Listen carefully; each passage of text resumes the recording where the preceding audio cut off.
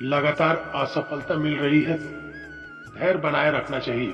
कभी कभी सफलता थोड़ी देर बाद मिलती है। एक दुखी व्यक्ति ने संत से कहा कि मुझे कड़ी मेहनत के बाद भी सफलता नहीं मिल रही है, मैं हताश हो गया हूँ।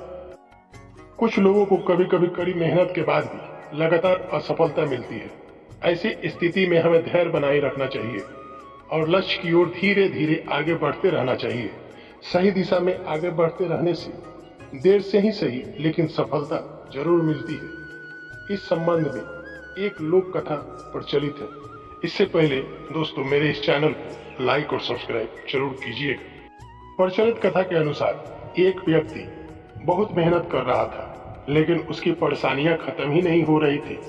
उसे कुछ भी काम करने में सफलता नहीं मिल रही थी। असफलता और धन की कमी की वजह से वह हताश हो गया था। एक दिन वह अपने गांव के विद्वान संत के पास पहुंचा और संत को अपनी परेशानियां बता दी।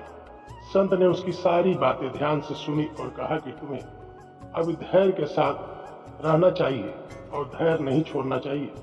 संत ने एक कथा सुनाई। संत बोले कि पुराने समय में किसी बच्चे ने बांस और कैक्टस का पौधा एक ही समय पर लगाया।